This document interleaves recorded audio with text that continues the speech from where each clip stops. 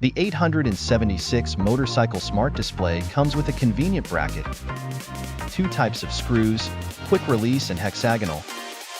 Attach the bracket to the motorcycle handlebar and tighten it securely using the hexagonal wrench. Adjust the bracket angle to align the display with the screw holes. Use the quick release screws to fasten the display to the bracket. Adjust the display angle to your preference and ensure the installation is complete. Let's now demonstrate the time it takes to remove the device using the quick release screws.